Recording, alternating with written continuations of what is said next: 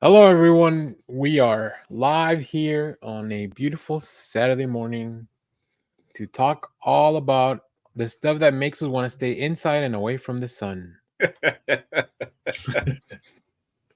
There's so much Although of it. I know there really is. There's not I enough just time for me avoid to. people. I'm okay with the sun. Okay, the good to know. That was a vampire test. You passed, Jeff. We're still But you not still sure kind how of you. laugh like a vampire. Did you hear that laugh? I'm going to be the head villain in the next Blade. You know, Clay does tend to count a lot for no reason. Oh. So One, maybe he's one of a those. two, a One of 30. those kind of counts. That's right. For our You did. younger viewers, Daniel was making a reference to the count from Sesame Street. Sesame Street used to be a show that children watched to learn about counting. I think they still do. That's on HBO now. Nobody can afford that. I thought they don't have it on PBS anymore. Oh, I guess they show like Do they? so They should, HBO right? bought like the rights or whatever, and so they showed new episodes on HBO first. I think this is how it still works. Oh boy, And then after like a few weeks or whatever, they get aired on PBS. that's fucking Saslav really going after Fuck the that kids' guy. money. Let's see. No, but they got Pretty it. sure that's how it works. You can watch it on the Roku channel for free. I'm sure it's on YouTube. Feels like yeah, there's a Sesame Street YouTube channel. There feels like Sesame Street's one of those things that you just that thing that and I Charlie don't know if Brown. kids watch it anymore though.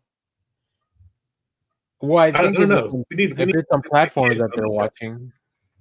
If it's on platforms that they watch, like, I agree. No kid goes up to the TV and turns the dial to channel 13 to watch Sesame Street. But they probably still, it's probably part of the playlist like that and Yeah. Bluey. I And do follow Sesame Street on TikTok, so there's that. they bring the heat. Yeah.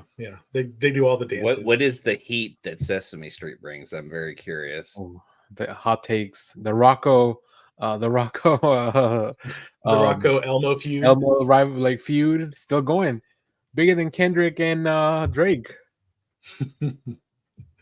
I don't know what any of this is. I don't know anything about that beef other than a lot of people keep talking about it. Well, I saw Questlove just say hip hop is dead because of that. So that's my take. I don't know. Rappers have been beefing since I was listening to it. So Yeah, it's been going. It went back for a long time. yeah, we got the East Coast, West Coast, right? Biggie and Tupac and Eminem had a bunch of beefs when I was growing up. Yeah, I'm gonna need more explanation on that. Hip hop is dead because of Drake, Kendrick. But, Yeah, but no one fight. dropped the diss track that said pedophile. Oh, someone did. They were calling that Drake dude a pedophile. He was very text friendly with some young children, including 11 when she was in the first season of Stranger Things. Oh boy. So are we just saying that we just missed days when hip hop just made you jump? When Criss Cross was making you jump. That's right. Yeah, I don't know. Those were the good old days. Or when we were going back to Cali. I just want to grab my cardboard, throw it on the street and start breaking a couple of moves. That's right. We do need like, look, I do miss like when they would put like a random like rap song in a movie, but it would be like tied to the movie. So like Will Smith doing a Men in Black song, or Vanilla Ice making the Ninja Turtle rap or something like that. Yeah. The exception is Wild Wild West. That was one of the best parts of that movie. There's no good part of Wild Wild West. Robot Spider that almost fought Superman. I also really love the chemistry between Will Smith and Kevin Kline. We need to rewatch that film. Kenneth Branagh as a bad guy. No. Oh yeah, Kenneth Branagh. Oh god, like they have an exchange where they're both insulting each other, right? Will Smith's going at him because obviously Kenneth Branagh's character is in a wheelchair, and Will Smith is black, so like they are just very subtly start going at each other, but then they kind of escalate.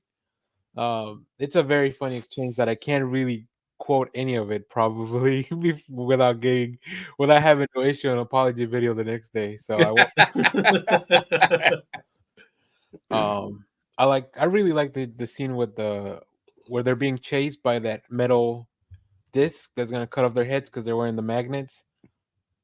I don't know. The TV show was 10 times better than the entire movie, and they spent millions on that movie. I didn't even know there was a TV show. We didn't even talk about that in the get reboot. The fuck out! Get the fuck out of here! See, that's the thing. I think with a lot of things that I think are not as bad is because I don't know the original stuff ever, like, right? So I don't know that point of view. Any of those original TV shows were way better. I mean, any of those episodes. The Fall Guy is pretty fucking good. I know it hasn't made a lot of money. I mean specifically Wild Wild West. Oh, okay. Yeah, okay, Fall Guy is what Fall Guy is. Was it took the idea of like the Incredible Hulk. Well, the Incredible Hulk may Hulk out at the beginning. He's gonna Hulk out at one point during the episode, maybe two. And so in the Fall Guy, you get to go on set, you see him do a stunt, and then later when they're trying to catch a criminal, they may do another version of that stunt or something close to them in, so they can put themselves in danger. It's like Chekhov's gun in a play. Like, you know the Hulk is always a potential possibility. So just having David Bruce Banner in the room, you know he's going to Hulk out at some point. Oh, definitely. What in the show? What was the explanation for stuntman doing police work?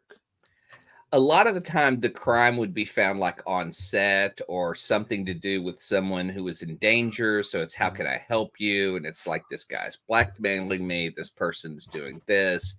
And so then they would just, kind of track him down. Are they always filming the same movie? No. Okay, so the assumption for this Fall Guy TV show is that this happened over many different years because movies take a long time to film, right? Yeah.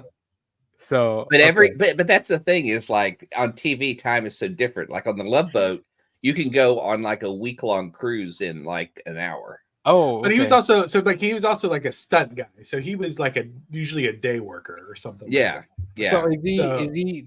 Sorry, I guess does he work on movies or TV shows? Because I guess like in the series, both. Okay, because if it was a TV show, then it would make sense. Like year round, they're filming, right? Most TV shows film year round. Yeah. Okay. I'm just trying to put some pieces together. If you haven't seen The Fall Guy, like Leonard Kim in the chat saying it rocked. I don't understand why it's not making more money at the box office. Because ideally, this is a movie that you want to watch on the big screen. Yeah. Because of everything all in the trailer showed like widescreen action. You know why? They did not use the original theme song in the advertising. I love seeing the comments on the video I made with the original theme song. Yeah, people love that fucking song. They did. I guess this isn't really a spoiler for the movie, but like they don't even use that song that they use in the trailer in the movie. It's a different song. They picked a different song to be like the recurring bit. I don't know. Maybe once it comes out on digital streaming, we'll probably definitely have to do a show. The thing that boggles my mind is after you have Ryan Gosling sing about Ken and Barbie, how do you not take him in another show where the lead him sing something? Yeah. Either way, Fall Guy's great. Go check it out. And sometimes a TV can't translate to movies. Sometimes people just see it as a TV show and they're happy to just watch it on streaming. Yeah, that might be an interesting show for us to put together of successful TV shows that were remade into movies or maybe failed attempts like Wild Wild or both. Wild Wild West. I'm trying to think of something worse than Wild Wild West. Okay. Yeah. Well, we'll save it for the show then. Leonard Kim, you got something? Leonard Kim loves TV, so I don't think that he would say anything is worse. My favorite comment will be anytime Leonard Kim says something's mid. Yeah.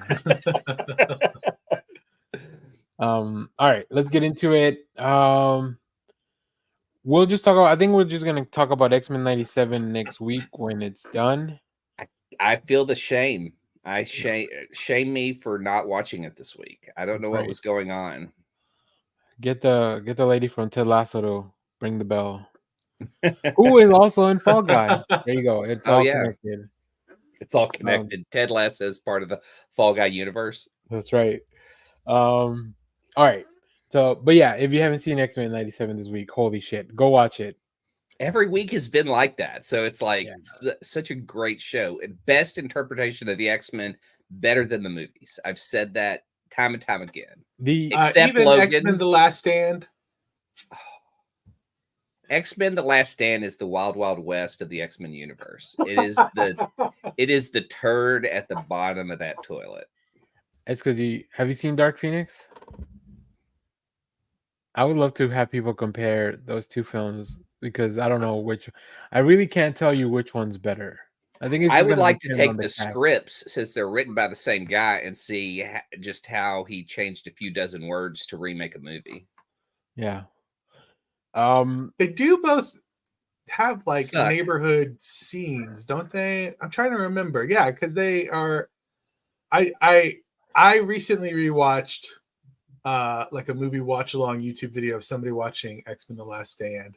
So it's kind of fresh in my mind. I haven't seen it since it's been out. But I haven't watched Dark Phoenix. I don't know, since it first hit streaming. I think that's when I caught it. And then I think I slept through half of it, honestly. But I seem to remember that there's like a scene that takes place. It's like with a train or something, but that takes place in the neighborhood. And then the X-Men also, like the Jean Grey stuff happens in her neighborhood. Anyway, I was just thinking because it's written by the same person. So he's like, the guy loves neighborhood scenes. All he did was add, Cyclops is going to say fuck in this one. This is going to be a hardcore Dark Phoenix. Right. We're going to Nightcrawler kills people. He's a child who kills people with his tail, even though he's brought up religious with his religious tattoos. Yeah, and yet he said fucking Dark Phoenix? You get one, right? And then you still a PG-13 movie? Cyclops says it once, and that's it. Because of course you can't say it a second time, then it's an R movie. That's right. All right, let's get into things. This is an R-rated podcast now, by the way, because we've said it multiple times. YouTube has definitely flagged this already. So explicit content, no children allowed. Let's get into it. So I'm gonna kick it off with I watched a few things this week, more than normal, but there's a few standouts. So I did watch Fall Guy last weekend. So, and hopefully I can Fallout Guy. Oh, Fallout there Guy. It is. And then hopefully I can watch Apes this weekend. So stay tuned for that. But I'm not going to get to see it in the theater. We talked about it. And I was just like, we just don't. Those damn dirty apes. Yeah. So I'm going to wait for streaming. They're coming out quickly on streaming anyway. So let's see. This week I was going to go on my buddy Rob's channel, and we did a bracket for Warner Brother movies. Go watch it. I caught like a little bit of this live, and I did not like the matchups, so I ducked out before I got angry. The matches were interesting. There were some movies that I tried to watch as many as I could because there was a lot of there was the classics and then more modern. But one movie that stood out was All the President's Men with Dustin Hoffman, Robert Redford, about the Watergate. Two reporters from the Washington Post. Man, it's really fucking good. Like, so this was in the bracket. This was going against Dog Day Afternoon, and that was like, I was the only one that ended up voting for All the President's Men. I think both are great films. Yeah, but there was just something about this one that I like seeing a young Robert Redford and a young Dustin Hoffman. I really love the aesthetic of the 70s, right? What is it? The 70s, yes. Yeah, the 70s. It's the early 70s when Nixon was in office, trying to take the election by bugging the headquarters of the DNC, The Democratic, yeah, or the Democratic the National Committee. Democratic Party. Yeah. Yeah. It was different because they had to do real crime work as opposed to today where the criminal in charge just tweets his crimes. Yeah, it's very different. They had to be a little bit more covert. Even then, they weren't too covert. Like Forrest Gump found them out, right? So yeah. That would make like for an interesting like Sunday watching is you're watching All the President's Men, and then what's the other one? The newspaper one that came out not Spotlight. too long ago. Spotlight. Oh, that's and then you could also watch Nixon. Like, you know what else you can watch? Because I talked about this during the stream. I feel like Robert Downey Jr.'s character in Zodiac is very Redford, like the Redford character in All the President's Men. So there's got to be some influence there, right? I mean, RDJ, like he watches a lot of movies, so I'm sure he's watched that one. But they were both like kind of brash. Like I love the interviews from the 70s. Like people would just show up at people's houses, right? Because there's no like, you just have to go look for people, and looking for people meant going to the basement. Yeah, going to the basement to pull out phone books. And so that was all very interesting. And I love, there are these shots of like, there's a TV in the forefront, and then you see the TV is doing exposition for the film, but you still see like the reporters in the background doing stuff.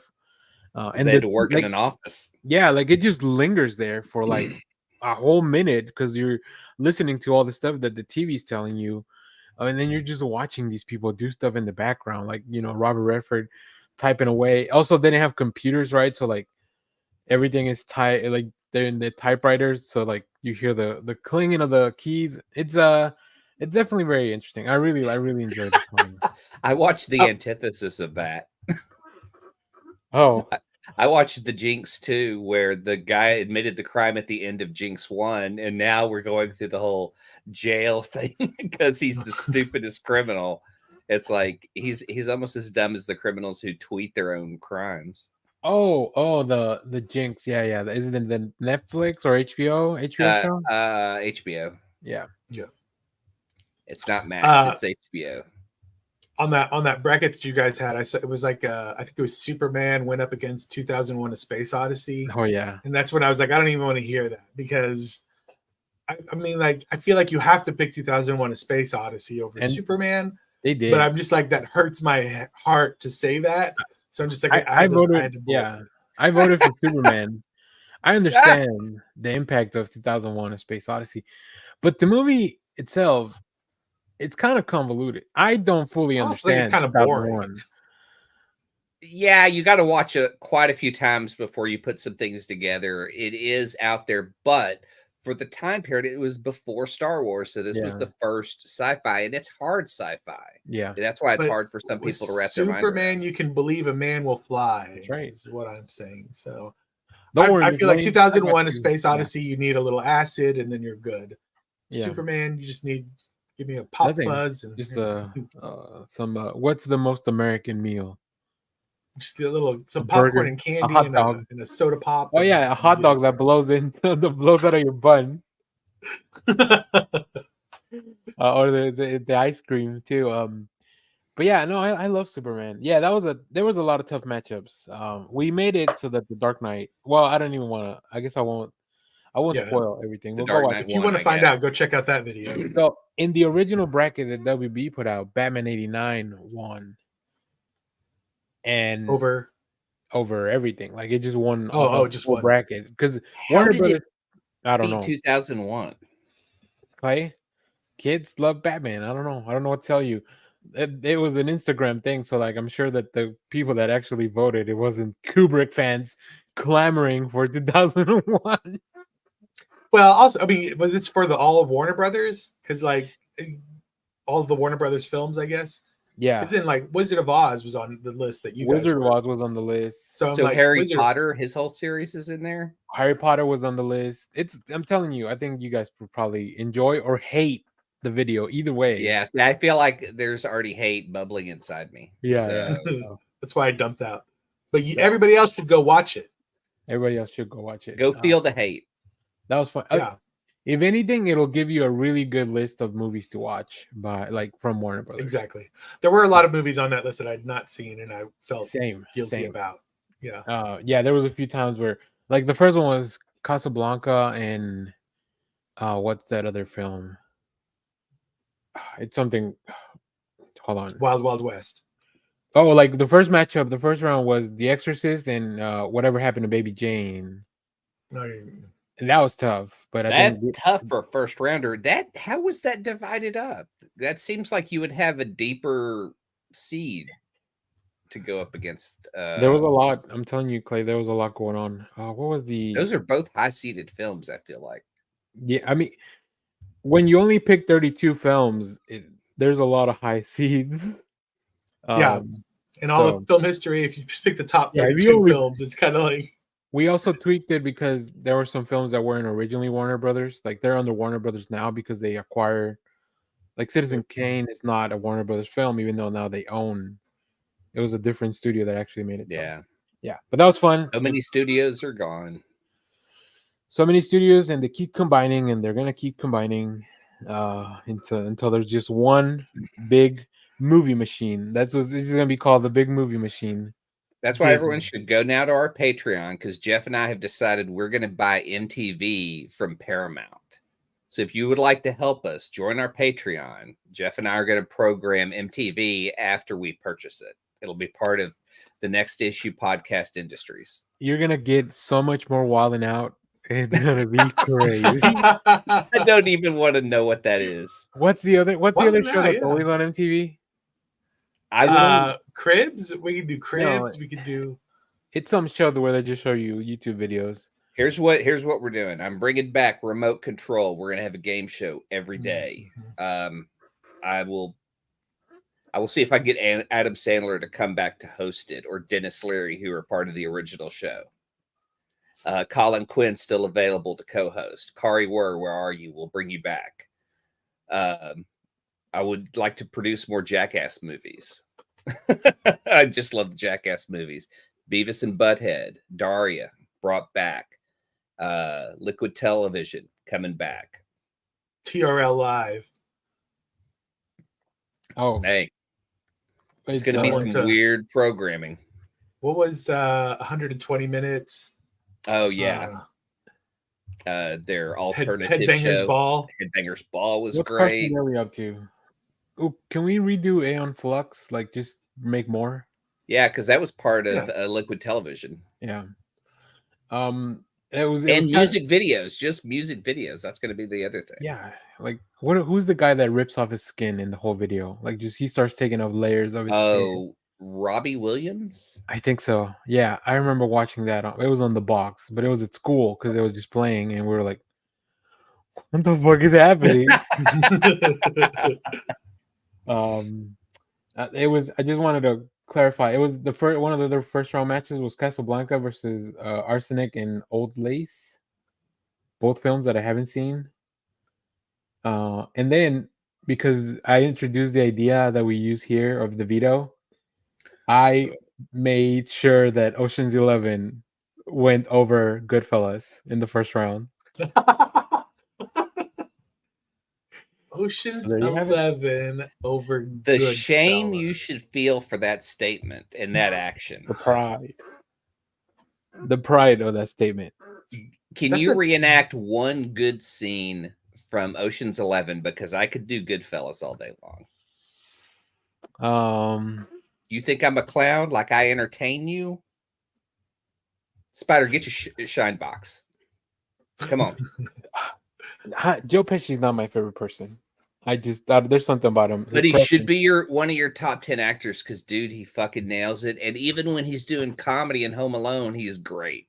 Hey, Leonard Kim was a hero that night, helping us with some tiebreakers.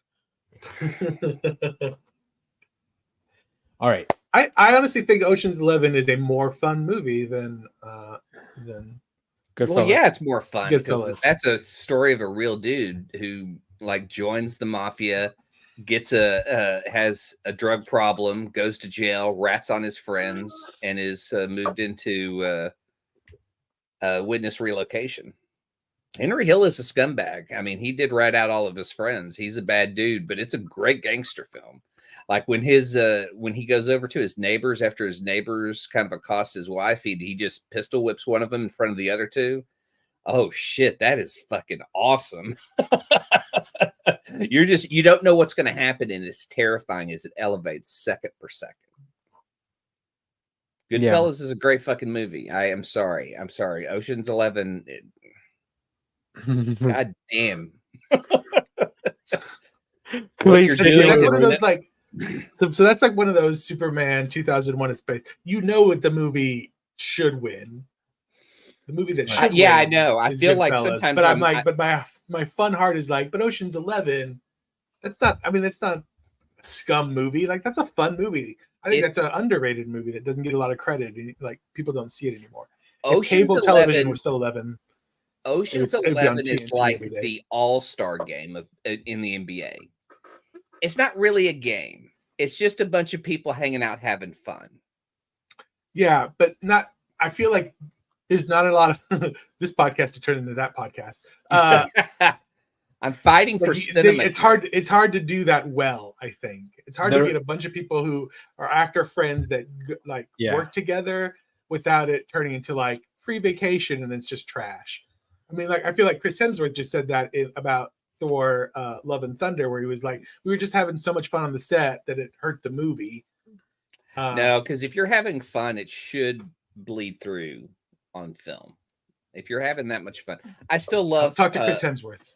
Yeah, I do love the last Thor, but I feel like they really burned out on a great villain that could have been a bigger bad. Yeah, he's a god killer. Come on, yep. You did away with him in 2 hours. All right, before we spend all morning talking about the other show I was on this week, maybe we'll have to revisit this. So we'll make our own bracket, and then Clay can be upset all over again. I will. It's just everything versus Wild Wild West. I will veto anything that is Ocean's 11, 12, 13, 8, any of those. You only get one veto. All right. The other thing I watched, Abigail, the new film from Universal. It just came out VOD. It's fun. It's great. It's a hoot. I really loved it. The little girl that plays the monster, she's fantastic in it. The cast is a lot of fun. So like, if you are looking for something that, you know, we can't make it out to the theater or whatever, like this is fun to rent. I think it'd be a good rental. I'm sure it'll be on streaming sooner rather than later. Probably on Peacock maybe because it's Universal. But I really, really enjoyed it. I really wanted to go watch this at the theater, but it was during a weekend where like 4 other things came out. So I was like, oh, I don't think I'm going to make it. So Leonard Kim loves this. Can you guys take over? I got to take a phone call real quick. Yep. We got it. Did you watch anything this week, Clay? Yeah, I watched Late Night with the Devil finally. What'd you think? Yeah, I saw it. I loved it. And now, granted, I had to wait till streaming. It would have been kind of a great theatrical experience, but I love the fact that it went from the show to behind the scenes to the show. Like it went back and forth. David Demolshin is so great in this. Like it hits that nerve of like a time period where when they said somebody was competing against Johnny Carson and you go, who was that guy? And there was no guy. Like there's the idea of it because we have so many late night shows now. Right. That someone had to compete against Carson and there was just nothing. I mean, you know, I think at one point wanted to run they even reruns of Carson did better than the shows that were brand new going up against it. So it seemed pretty scary. Not gonna lie. Yeah. Johnny Carson? Yeah. How does he know what's on the envelope? He's Karnak. That's how he knows. Late Night with the Devil, like, seems kind of scary. Like, I've been thinking about watching it, but I'm like, oh, you haven't seen it yet? No, I haven't seen it. Oh, it's a good build. Oh man, I really dug it. And you're the boycott. Oh, you're boycotting the 3 AI. Yeah, I'm not scared of the film. I'm boycotting it. I think the little girl, the actress that was the little girl, so good, so good. I mean, she kind of carries a lot of that horror at the end, and it's so fun. That's what I'm afraid of. It's really great at holding and building the tension as the movie continues going forward. And that 70s aesthetic always helps a horror film, because it's not like you can cell phone your way out of it or whatever. Like, it's everybody was just trapped in the shithole life that they lived in back in the 70s. Just kind of like we are now today, but yeah, at least we have more distractions today. It all comes back to this. It all comes back. All right. What else, Clay? Yeah, I think that was just go watch Abigail, but you can continue, Clay. So Abigail or Late Night with the Devil. You haven't seen both. I haven't seen both. Abigail's more fun than I think Late Night with the Devil's gonna be. So I don't know. I kind of love the fun that Late Night with the Devil was. Because you know something is going to happen, so you're like trying to find out the path to get to it. And as you see the things that happen, you're like, okay, so this has happened, and then maybe it's just the culmination of everything. Yeah. Oh, I dug it. Nice. Yeah. What else? I've talked about this before. Underwater. You've seen it. It is. Oh, yeah. Have you seen Underwater? Mm-mm. It's the Kristen Stewart, Jessica Henwick. Yeah, they're trapped in a submarine base. Yeah, and so they're like part of a deep sea oil. Is it an oil? I forget. It's some kind of facility. Yeah, yeah. It's basically a mining rig that's deep below the sea, and I think from the jump it just starts to crack and it's dripping. Like, that's the fears, like when you're so deep underwater and you walk into a room and there's just this drip and you're like, oh shit.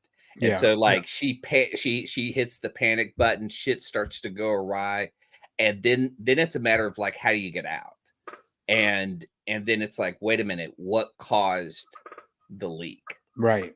And then it just gets wild, man. Like, the visuals are amazing. This is one of the top, probably, I don't know. I don't want to say cosmic demon, but it gives you the illusion of like a Cthulhu type thing. That's it just visually, it's stunning. It's great. It should be on HBO. I don't know. I don't know what's on HBO. Things rotate in and out of there. I think I watched it on Tubi, maybe. Oh, yeah, it's pretty great. When it came out, I actually watched that at the theater, and it was a lot of fun. I'm a big God, in the theater would have been great. Yeah, water things are my horror films. Like any place where you can't breathe, I'm just like, that freaks me out. That's the thing that scares me. Freddy, Jason, whatever. Well, they get to put on these big mech suits to like travel underwater because they're highly pressurized. So they're in these giant suits, and just that piece looked incredible because I was like, first of all, they look heavy as hell, and you've got tiny little people in there. I think the only big person in that movie is TJ Miller. Yeah. Who's in one of the suits. But yeah, when you put them on like a tiny Henwick or Kristen Stewart, they just kind of drown in it. But to see the visuals within the mask and then moving across the ocean floor, like the visuals on that make that movie. But the acting does, because it scares the shit out of you. It's one of the gnarliest kills I've ever seen. I'll message you with this later, Clay, because I don't want to spoil anything if Jeff's gonna watch it. I think I know which one you're talking about. Yeah. Is when the shark jumps out and eats Samuel L. Jackson and drags him back into the better. Yes. Better. It takes that concept and just elevates it. Don't Breathe. Have you guys seen this? Speaking of not breathing. Yeah, Don't Breathe. I have seen Don't Breathe. I watched this with my brother in a theater, and there's a point where we just had to both look at each other and be like, what the fuck? Yes. Oh, it's so good. 2 kids decide that they're gonna rob, or 3 kids decide that they're gonna rob this guy who has come into a lump sum of money. He lives in a poor area of town and rarely leaves the house. And when he does, as they're checking out his house, they notice, oh, he's blind. So this should be an easy job, right? and the whole time is just spent in the house, getting in and then trying to get out. Oh, it's so good. Jeff, the twist is that Stephen Lang is that blind man. I think I've seen So- bits and pieces of this movie. I don't. It's. I mean, I know what movie you're talking about. I don't think I've seen it all. But I've watched the first half, maybe. I'm or telling something. you that whole third act of the film, I was not ready for. I don't think anybody was. Nobody is ready for the And third act. I don't understand how anybody thought, oh yeah, we should make a sequel to this. Yeah. I know. I can't wait. I can't wait to watch the sequel this week. I refuse to. I can't. I feel like it's gonna also ruin this one literally would ruin probably the first movie. yeah. If you watch the sequel, I don't know. Like I guess I need to go through the sequel before I say anything. Yeah. Cool. The only so without having seen the first one, I would say my sequel would be he has to go up against somebody who can't taste anything. That comes And in it's real just like handy he like when- no smell versus no smell taste versus no blindness or something. You know. What That'd about be someone good. that can't feel anything? Oh, see, there you go. This could be a whole series of movies. That's right. Don't breathe. Don't taste. Don't smell. Don't touch. Don't Don't touch. touch. I'm like, wait, that's actually good advice. You're right. The Don't Vengers. And then another sequel, like I said earlier, I watched The Jinx 2 because it ended so fucking wild in the first one, where the guy comes out and admits it on a live mic that he murdered all these people. I mean, Robert Durst is just a fucking cartoon human who is like a bunch of these rich fucks that have a ton of money and free time and just realize, oh, I can get away with anything, and then admit to it, and now they're in jail. It's fascinating to watch his conversations from jail because you think he's trying to encode something in the way he talks to people. It's very interesting, but he seems to have a group of people that he's kept in his life that he's financially helped. So they are his friends to the end. Like, you know, they've helped him do so much financially that it's like, oh, he may have murdered someone. I got his alibi. Like, it's just wild, that kind of shit. Yeah. But we're in the middle of it, so I don't know where it's going to go from here. Is this person related to Fred Durst, lead singer of Limp Bizkit? No, but Fred Durst has posted a Instagram where it said "not Robert." Got it. Perfect. You got to make that distinction nowadays, you know? Yeah. People just assume nowadays that, oh, they're probably related. So he's probably another piece of shit.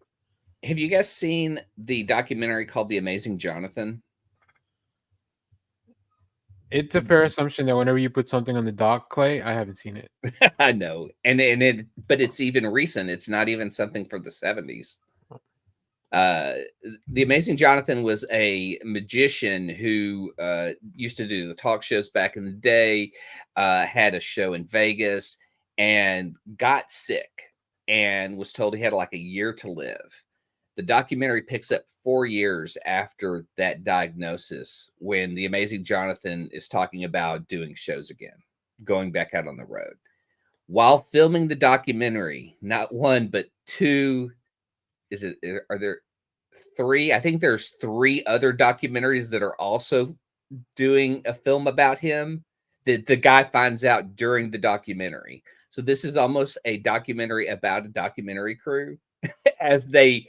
As he starts to film, then the guy, Amazing Jonathan, starts to feed him information. So now he has to find out who to trust in this group of people who are trying to do the same product that he is. And all the while, Amazing Jonathan has a meth problem and starts doing meth during the documentary. and he even talks about it like, you know, they've told me I probably shouldn't do this on camera. Maybe they should put a black box, but they show the pipe, they show him smoking, but a black box around it. And then as part of the negotiation for the documentary person to come back and film him more, he says, you got to smoke meth on screen with me. And that's, so there's a whole lot of that pitch to the Amazing Jonathan documentary. So, it's wild. What guy- is this on? I think it was on Hulu. So this guy I didn't remember die the Amazing John after thing. his original diagnosis, right? Yeah. Huh.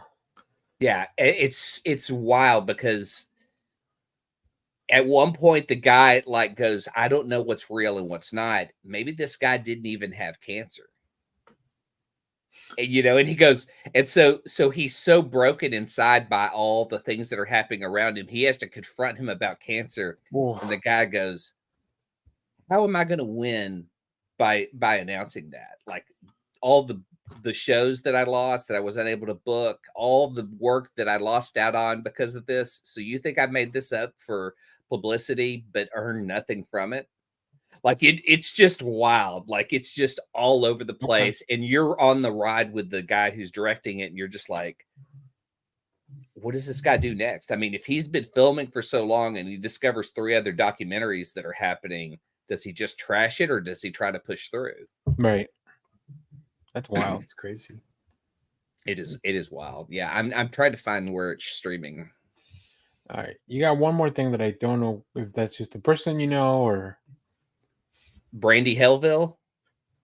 That is a documentary that is currently on Hulu about fast fashion, but not just fast fashion, but the guy who brought it to the mainstream, who is just a terrible fucking person. And so what his idea was like, we're going to have like these clothes that don't really fit larger people. And we're just going to say one size fits all. And that one size is always going to be like kind of this very skinny teenage girl look. And so while he's setting up these stores and doing all this fast fashion, he's also hiring these girls and then dictating to the girls like, hey, you have to wear our clothes. And occasionally during the day, the managers would take pictures of them and send them, you know, to the CEO. And the CEO would have this book of just teenage girls wearing their clothes. Yeah, the girls were like, you know, we didn't know. We were just like, you know, they wanted us to be a part of the store and have the look. Just the worst person in the world is running this business. And then it showed, you know, what it's doing to the environment, about how all these clothes just end up in this region that can't recycle them fast enough. So they're literally on the shore being pulled out into the ocean. And you just see this overhead shot of all the damage that it's done to that country. Jeez. Yeah. And then when all these girls kind of got together and said, you know, like one girl wrote the main story about Brandy Melville and the line and what was happening to the girls, how fast fashion destroys the environment. And all these girls go online, use their voice to say, don't work at Brandy Melville. They had walkouts, but they're still fucking making money because people can't stop just buying shit, you know, so they just keep buying it over and over again. Great documentary. The guy's a real scumbag. These girls held all the power, it seemed, but then capitalism, you know, so it's a really great documentary. It's worth checking out. All right. Well, we'll move on to Jeff, who I hope watched a little bit more something on the lighter side than the last 3 things that you just talked about. This week was busy for me at work. So usually when I work from home, my day job, Monday through Friday, I try to watch stuff in the background, but I had to revert to some comfort television because I was so busy at work, so I couldn't really concentrate. So I started rewatching episodes of The OC, the old Fox show. I don't know if you guys ever watched The OC when it was on, but one of the fun things about The OC was that it was written by Alan Heinberg, who has gone on to write a bunch of comics and stuff. And so one of the characters and one of the main characters is just like a huge comic book fan, Seth Cohen, who is the character. I can't remember his name in real life. But so he's always making comic book references in the show. And it is this hour-long teenager dramedy romance kind of show. And he's just in the middle of it talking. He's a big Brian Michael Bendis fan because that was who was hot at the time. He starts a comic book club at his high school. And it's just the first 3 seasons of actually there's only 4 seasons. second season's my favorite. The last season, after the writers knew that they were getting canceled, they went nuts, and so that last season is insane for like a teen soap opera comedy show. So the Gotham approach to making TV, exactly. right? Like you're getting canceled. The actor's name was Adam Brody. Adam Brody, yes, thank you, Adam Brody, who went on to be in Shazam. But yeah, I would recommend, and this could be an early recommend. If you haven't seen the OC, go watch the whole thing. Actually, you kind of have to fight a little bit through the first half of the first season, but once you get into it, I love it. I think it's so funny. The only OC stuff that I know is when SNL did that skit of Dear Sister or something. Ooh, what you say? What you say? And then they just come in and keep shooting each other. I think and that's almost straight from the show too. Like they did not embellish that much for that sketch. Hilarious. When we saw that in college, we were it was just playing all night. Like that skit. We just had it on a loop one night. Yeah, that was great. The other thing I watched this week was I've never seen any Murder, She Wrote, so I'm just I'm gonna watch Murder, She Wrote. The first 2 episodes are it's a 2-parter. I guess the pilot is a 2-parter. I enjoyed it. I love Murder, She Wrote. I'm gonna keep watching it when I get chances to. It's fun. I think of it because I watched it. If I saw it at all, I was like a little kid and I don't remember it. But in my head, Angela Lansbury is this very sweet old lady. Of course, going back and watching it, she's like in her. It's the 80s, so she's maybe like in her late 30s, but still looks 57 or whatever. So it's hard to tell. Women had an older look to them in the 80s, so that's why the Golden Girls are only in like their 50s. Yeah, exactly. Yeah, the Golden Girls was just like friends of their time. Both of those references are dated references today, which is sad for me. Yeah, but Murder, She Wrote was very entertaining. You know, I did not realize, because it's like the original. I'm this kind of outsider helping somebody solve a case, but I'm smarter than everybody else in like on the television show. But it's not like a Will Trent or anything, like where he's quirky. She's just very much like, I'm here, and did you not notice this, like the footprints in the thing? Oh, well, let me show you where she's very sweet and very polite, and I very much enjoyed it. And then I also watched some episodes of the old Supermarket Sweep. Oh yeah.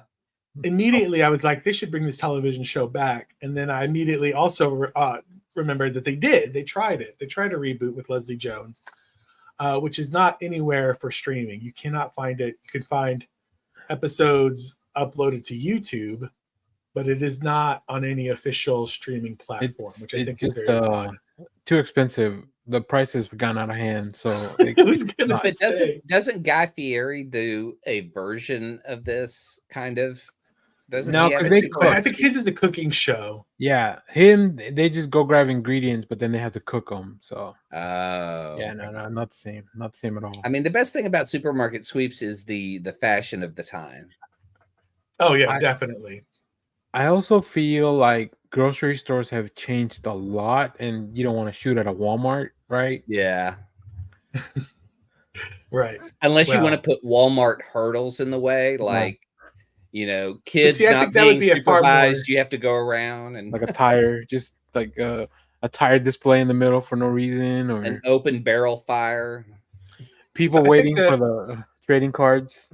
Just a crowd of people waiting for the trading cards to be restocked. Supermarket I would Sweeps, love that. apocalyptic style. Yeah, maybe if it's a neighborhood Walmart, maybe that might be. You know, those are not. No, I like the idea of it being like a full-on super Target or whatever. You know, where's the scariest Walmart you've been to in the area? The Walmart that is off. Okay, first off, for those that don't know, we live in the Dallas area. Yeah. The Walmart off of 75 and Spring Valley. Spring Valley. I think that one's closed now, right? Oh, did it? It's probably because it was so scary. It was scary. You know what? I was gonna say one on 30, near the Redbird Mall, but I think the one on 75 is scarier. Yeah. There was one on Midway. I hadn't been there in a long time, but like 35 at Midway. Oh, they redid all that, so I think it's not as bad. And like they put a Sam's and because initially I thought that one was like the scary one, but then I remember that they did move it across the street. They rebuilt it and moved it across the street. I don't know. Mine, you always know where you could buy weed from because it just is there's like a cloud over the parking lot of just weed. Well, let us know helpful. let us know your scariest Walmart in the comments. I do think it would be funny if we did have a supermarket sweep today. I feel like the reboot was just too noisy. I also think it probably was a COVID show that got it got interrupted by COVID. Oh, I didn't think about that. But I do think it would be a fun show to watch today, especially with the inflation stuff. So like literally in real time in the show, you could be like, oh, these cookies are now $4 more because of inflation or whatever. From when we started the show. Yeah. Nice. And I've got one more thing if you want to hear it. I don't. Yes. I'm just kidding. I'm just kidding. Nope. Go for it. Nope. Did you guys watch any of Everybody's in LA this week on Netflix? Is that the new the show with what's his name? The comedian? It's John Mulaney's. Yeah. It's John Mulaney's late night talk show that only lasted 1 week. Because it was always just 1 week worth of shows. It was a live broadcast. So Netflix was broadcasting this live. And each night this week he had because Netflix is also they're doing like a comedy festival in LA this week. Yeah. Oh, yeah. So John Mulaney's he was like, everybody's gonna be in LA, so why don't I just have this show where I can get, and he's friends with everybody, so he's like, just come on my show when I'm having it. And the show itself is a late night talk show, but the theme of the talk show itself is like about LA and how weird of a town it is and whatnot. But it really made me think that I wish John Mulaney, his career hadn't quite gotten so derailed by his drug addictions. Like it feels like he's back on track now, but he would make a great late night host. Like for me, he's the guy that is like the heir apparent to like Letterman and Conan and Johnny Carson and whatnot, because he's got that kind of like friendly vibe, like a friendly vibe to him. He's smart. He's whatever. Well, I don't want to shit on the Jimmys, but they haven't set the bar too high. No, yeah. I don't think there is one right now. No. I mean, yeah. No. I did hear about the show. I would check it out because I know Richard Kind is like his sidekick, which I'm like, okay, well, I love Richard Kind. He's and great. I hear the first episode is with like Seinfeld, and you could just tell he doesn't want to be there. And I think the theme was like coyote attacks in LA or something. So it sounds interesting, but then again, I don't know. You can tell he's heavily influenced by like the old Letterman and Conan shows, because it's very surreal at times. It's just kind of it's not super produced. It's very did they have kind of. Did they have a what's it called? Was it the masturbating bear? But they do have a lot of like bits where they're like all of a sudden out in the audience, and there's like a character comedian you might have seen in a few bits. So I'm like, there are things where I'm like, oh, this is like feels like Conan, old Conan. I like Conan. I watched a lot of Conan. I even followed him to TBS for a little while. Yeah. So nice. And his new Netflix show is pretty good too. His travel show, I think. On HBO, I think it's on HBO. Oh, HBO, yeah. Yeah. No, Conan's great. I even listen to his podcast, so it's almost as good as our podcast. Almost. He does get better guests. Like we've been trying to get Michelle Obama for years now, and she's just busy. She's just too busy. She's a big Punisher fan. Michelle Obama notoriously loves comics. She's tired of all these reboots, though.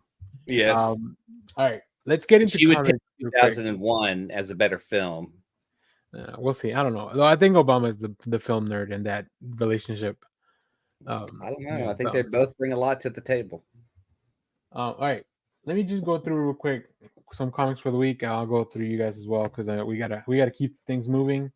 So I bought a few things. I haven't read the latest Christopher Chaos, but I'm going to. We're finally back to the main story. I also picked up Teenage Mutant Ninja Turtles, Black, White, and Green. I got a full review of it in the channel, but this is the James Stocco cover, so I was very excited to pick that up. Transformers 8. Transformers 8. It was great, especially after the stuff that I don't know if you guys read the Free Comic Book Day Transformers book. If not, you should. I just got it. Okay, and they also reprinted The it. Energon? Yeah, the Energon universe. They also reprinted the whole thing in this Energon universe special, which you do have to pay for, but it's worth it because you get a Daniel Warren Johnson cover. Ooh. And then Batman continues to be amazing. I love it, and it's all leading up to that absolute power, which you should also read the Free Comic Book Day for. I did a video on that as well. I will say I was a little bummed on the timing of because the absolute power gives away where Batman's heading. Yeah, a little bit. That's true. I mean, that happens. They can't help but spoil their own things, right? Yeah. Cut to the Iron Man, the Invincible Iron Man book launching before Secret Wars is even over, back in 2015. And the last thing I picked up was Gone, issue number 3. This is the Distillery book by Jock. I haven't read this issue either. It's just so expensive. They really are. I'm cutting down on my Distillery books because I rather pick them up when they're collected. Thankfully, we do get the previews from them, so I appreciate that. But yeah, but that's I think that's all the books I had on there. So that's it. Clay, what do you got? I picked up my books this week. I hadn't picked them up in a while, but I haven't been able to read. I did get a book for my nephew. I got him the Golden Books Planet of the Apes book, and I'm going to introduce him to all the apes. It should be called Little Apes. Little Apes, but they do have the same ending. So, spoiler. Yeah, they're gonna. How are they gonna make that a kid book then? Like, how do you change that up? I don't know. You find Bluey at the end of the book or something. He's gonna help you. He just finds the helpers. Got the latest Harley Quinn books. An annual. That annual is super fun. It's really good. Erica Henderson, I think, right? Yeah. I love her. Yeah. From Squirrel Girl fame, I think. Yes, she drew Squirrel Girl. Beware of the Planet of the Apes, the Marvel book that takes place in the OG series of Planet of the Apes. Latest Moon Knight. I'm not caught up on this, and my Aaron over at Urban Legends was like, "What do you think of the latest Moon Knight?" I'm like, "Did you read the previous one?" No, I'm still behind, so I don't know who has become Moon Knight. So do not spoil it, please. You need to catch up because that's my plan after the show. I just realized, I'll wait to hear what you think of who it is. I know I wanted to say it's Tigra, but from looking at the 5th cover, she's fighting him, so maybe not. And I just realized the Scarlet Witch Quicksilver that we picked up is not issue 2, but another issue 1. Because I had the Scotty Young cover. They got you. Yep, they got me. Avengers Twilight. I'm loving this series. I'm 2 issues behind this one and the last one. Chip Zdarsky, man, he's killing it on this title. It's probably the top of my pile, one of my favorite books. Yep. And then because I wasn't able to go to Free Comic Book Day, Aaron dropped all the comics that I missed out on. Blood Ties tie-in, Energon Universe, the DC drops. I mean, got to have a great comic book store. They actually really killed it on Free Comic Book Day this year, I feel. I saw your video and everyone's saying this is the best one in a long time. If you can, track down that Flash Gordon issue. Okay. They're going to relaunch Flash Gordon and then what's the other group? Earth's Mightiest Defenders? Earth's Defenders? Defenders of the Earth. Defenders of the Earth. Yeah, I'm very excited about that. All right. What company is that? Mad Cave is actually doing it. Mad Cave is doing that and Gotcha Man, and they just relaunched Dick Tracy, right? So I think Mad Cave just acquired a bunch of those old licenses, and they're like, we're gonna do stuff with them. Oh, that's Yeah. awesome. That is awesome. Yeah, Because they were an indie publisher like a year or two ago, Yeah. and then I hadn't really heard anything from them. No, I'm gonna reach back out to them because they've sent us some previews before, but it's not consistent. So I'm gonna reach back out to them just to make sure that we're on that train. All right, Jeff, what do you got? Let's wrap up comics so we can do our review. I read Fantastic Four number 20. This is a great issue. For those not caught up, Fantastic Four, they've moved out of New York. They're in, I think, Arizona now.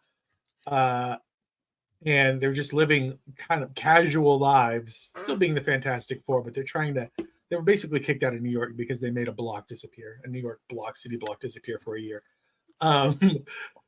But Johnny and Ben have to get normal jobs to help make ends meet, and they both get hired on at this grocery store, local grocery store. And there is a best employee of the month competition, and they both go haywire over it. It's such a fun comic because it's all character stuff. Ben is, the most Ben Grimm I've ever read. Johnny's super, cocky and whatever. But they're also like Ryan North does such a great job of but they're also like a family. So they can pick on each other, but don't you dare pick on, no outsider can come in and pick on Johnny kind of thing. Great relationship kind of building stuff here in this book. I really enjoyed it. I mean, It made me laugh out loud multiple times. Interesting. This one's not with the women, huh? Much like Birds of Prey number 9 also made me laugh out loud. Great. So these two are my favorite books, and I read them back to back this week, and I was just like, oh, I love it. Which cover are you getting for the Birds of Prey? Because I saw Chris Bachalo is doing a lot of those covers, man. He is. That's the main cover by Romero. Cover, yeah. That's a Romero, the Nerd Romero cover. But Chris Bachalo is doing a variant every issue. And they look fantastic. They're pretty good. I need to go back and look for those. Barbara Gordon's been kidnapped to an alternate dimension. The birds have to go after them. But just the characters that Kelly Thompson has picked for this book and how they interact with one another. Barda has become, once again, my favorite character because she calls Batgirl Little Bat. And, she just says the craziest things, whatever. It's also just a really funny book. Yeah, I really love the costume change with no explanation, too. Yeah, yeah, that too. Yeah, it's a fun book all around. The Beneath the Trees Where Nobody Sees number 6. This is the final issue of this comic that came out. I love this series. Have you read great it? Wrap I haven't up. read it. Okay, I need to read it. Yeah, it's good. It's are you just the last issue behind? Yeah, just one behind. Yeah, this is definitely the creepiest issue, I think. Oh, because they've gotten pretty gnarly as the latest one. This one is full on nice. It goes full on Silence of the Lambs. Excellent. I read Boy Wonder number 1. Yeah. Did anybody read this? I did. Junie Ba. I like Junie Ba's artwork. It's very cartoony. It's not for everyone, for sure. It's not for everybody. Yeah, and it's a fun little story. I guess if you're a fan of your dark, gritty Damien, this is probably not for you. Not that he's super kid-like or anything, but it's just It's more about Damien learning to work with the other Robins and finding his place in the with them. Yeah. So yeah, I like it. My favorite panel is when he does something good. Where am I? And he does this little yeah, I did it. kind of right here. Yeah. He's just yeah. It's a good middle ground between regular Damien and the Damien that we get in the Harley animated show. He's not as immature as he is in that show, but he's also not full on brooding Damien that we see in the main books. Yeah. Also read Batman 147. Woo. Beautiful moment between Bruce and Tim in there. I love that. I love it. I love that Chip Zdarsky picked him as kind of the Robin to focus on. And then I read the latest issue of the Avengers, the Blood Hunt tie-in. Blood Hunt. I don't know how I feel about Blood Hunt, but this is a fun. It's because I guess the main Avengers are in Blood Hunt. This is kind of a bunch of other Avengers cobbled together dealing with just vampire stuff, and it's a fun team that he's assembled. Yeah. So like, yeah. Had you read Yeah, any Jed. Hazmat? I've never heard of that character until this book. She's in I remember- Captain Marvel. Yeah, she's a big player in Captain Marvel. Oh, Kelly that Thompson, makes Captain Marvel. sense. I need to catch up on that then. Yeah, that because she was in that Kelly Thompson run that I just read, where they went into a time portal and spent a ton of time together, where time was moving slowly outside. That's why she would have come help them, because she's friends with Carol, and Carol's one of the Avengers. Okay, yeah. It feels like they picked maybe like one friend from every Avenger for that roster, because it's Captain America, Hercules, Hazmat, Quicksilver, and in Hawkeye, but Kate Bishop. Hawkeye. Kate Bishop.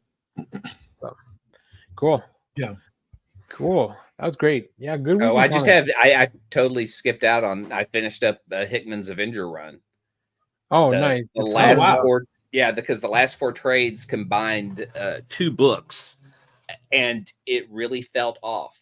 I mean, it like the first 4 novels really hit and do well. These last 4, because they go back and forth and have different artists, weren't as strong for me just because of the art.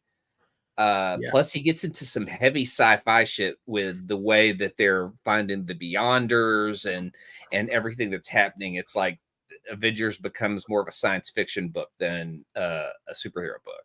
I think because they were like, he was just trying weird shit because everything was gonna lead up to Secret Wars, right? Yeah, he Yeah, could so- do anything. I'll be right back, guys. All right. All right.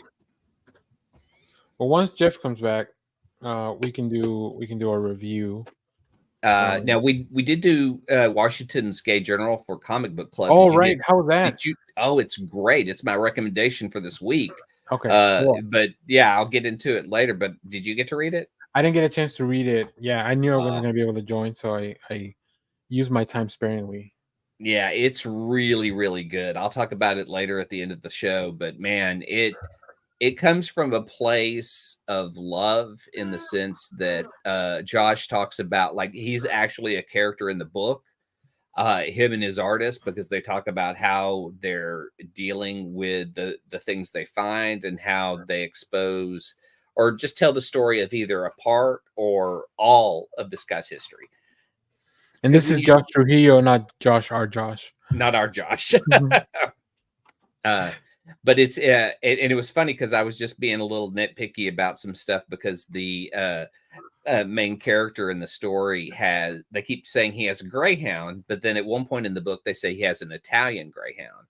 Now I've owned a Whippet and a greyhound, or an Italian greyhound, and they're different sizes. An Italian greyhound is like maybe 18 to 20 inches tall, so it's a very small dog, and they're usually pretty well behaved and calm. I mean, and they got a little nervous dog in them, but at times he would draw a giant full-size greyhound as Steubenville's pet, and that was totally out of control, which I could see more. I've known more out of control greyhounds than Italian greyhounds. But that was my little nitpick of what I knew about it. The things that I learned about it was probably the best payoff of all, because there's not a lot of American history about this guy. And then I discovered the museum at USC that has collected a lot of LGBTQ plus diaries to help document some of these people's lives. And because it was fascinating as they went through the people that just have zero documentation about them. And so I really recommend the book. I'll talk about it a lot more at the end of the show. And that was our Greyhound minute that you missed, Jeff. So. All right, cool. Let's get into this right. Yeah, we're just gonna talk. We're just gonna watch the. Is it the Winchester dog show? Is which one's the big Westminster? one? Westminster. Where the Worcestershire dog show? The Worcestershire. All right. So for our review this week, our friends over at Dark Horse sent us this Masters of the Universe Revolution. Now, we're in a pretty interesting position because Jeff and Clay have not watched the season of Masters of the Universe Revolution. And I feel like a lot of this book relies on you having that knowledge. It must, because it missed with me. So okay, so if you haven't seen the latest season of Masters of the Universe on Netflix, maybe skip ahead. I'll have timestamps in the description. Let's talk about the creative team real quick. So this is by a story by Tim Sheridan, Rob David, and Ted Baselli, who are all the story people behind the animated show. And the script is by Tim Sheridan, who I think is a great writer. We have pencils by Daniel HDR, inks by Keith Champagne, and colors by Brad Simpson. Letters by Anwar Design. So Clay, let's start with you since you said this was a miss. What's going on? Where's the disconnect? Well, I mean, it tries to reach back in deep He-Man lore and tell this story. And as it got there, I kind of just didn't care where it was going. I wasn't invested. I don't know why the story couldn't just pick up on page 1, panel 1, and just jump from there. I love the show. I love the first part that I've seen. But I don't have Netflix now, so I don't have the second show. So Gotcha. then this is kind of a bust if you don't have that, because I find myself drifting off while I was reading it, and the art kept me in.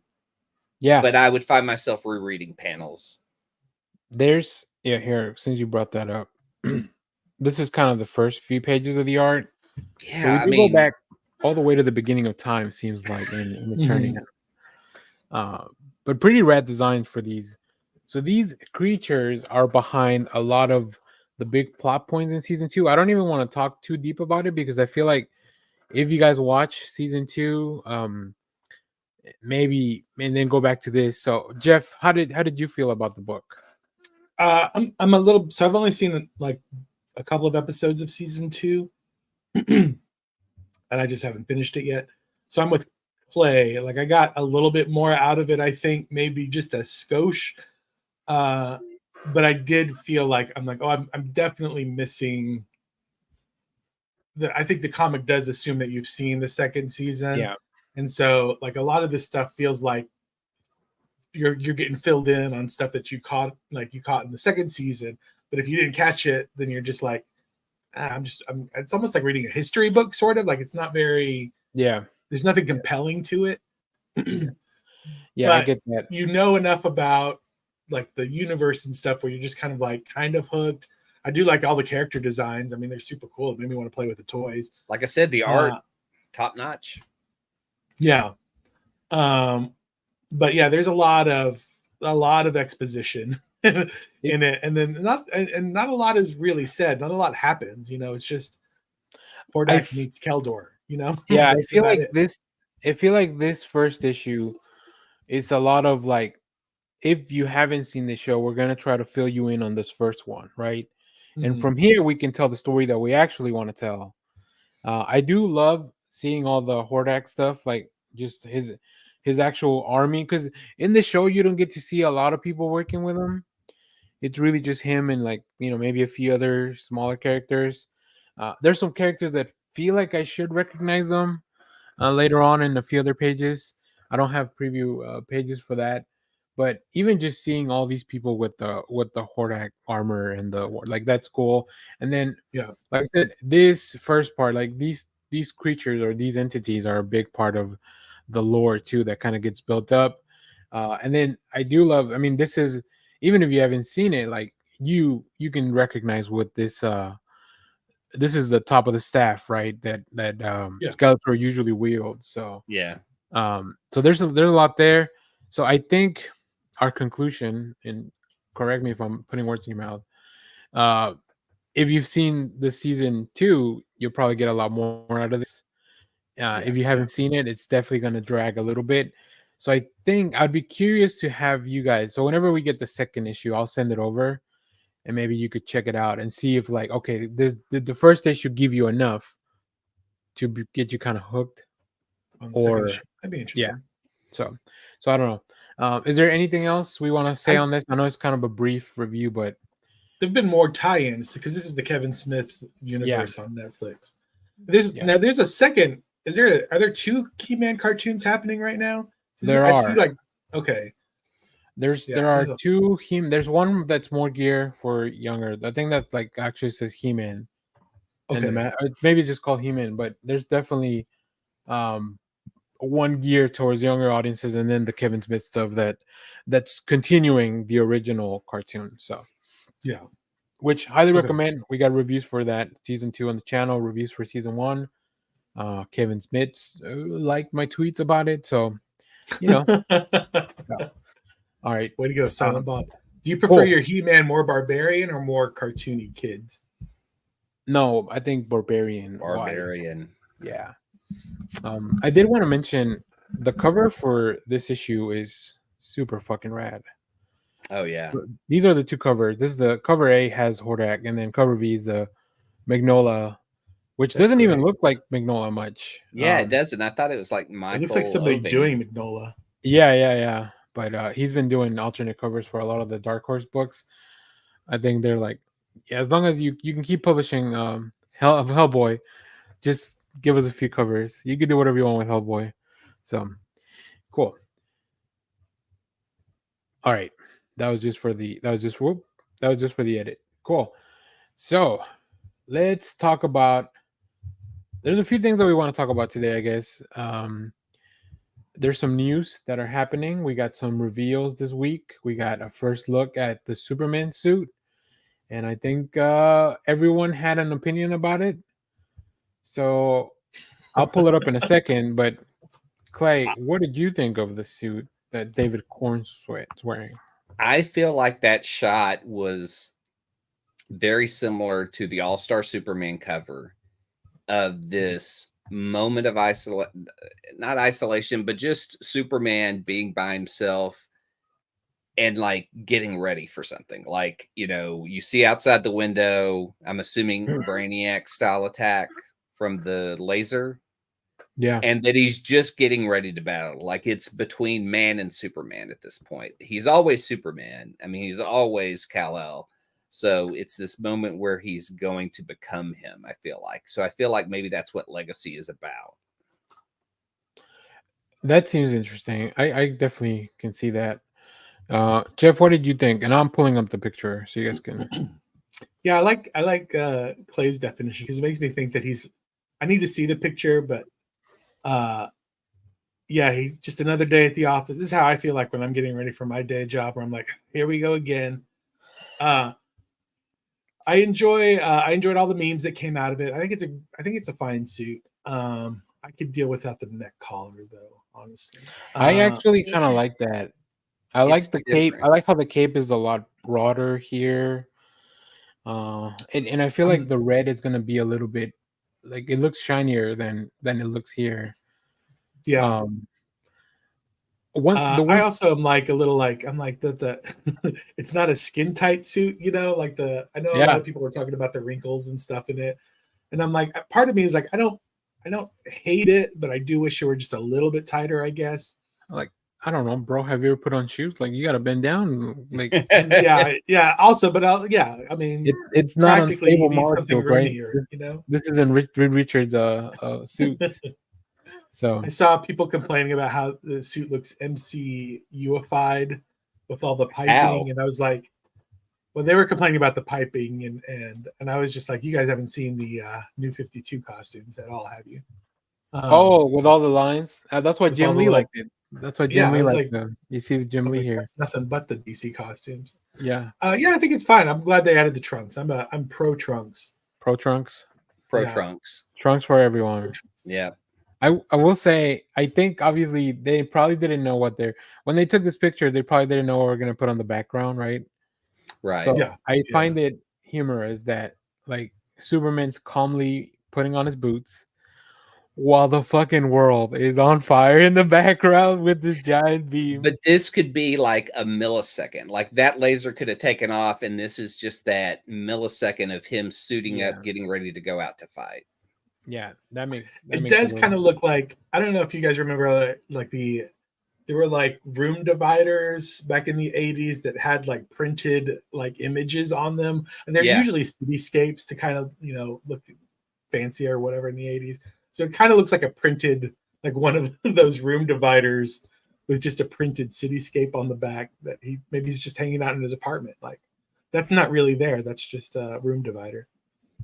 And Metropolis has a really cool look to it, because I'm trying to think of another time that Metropolis has been a character in the films, because it looks very bright all across it. I mean, it very much emulates a New York. Yeah, there's the shot. No, That's this is the the key yeah. shot. I This is apologize. I have to the step out again real quick. I have a phone call. okay. Okay. Yeah, this is the image you were talking about earlier, Clay.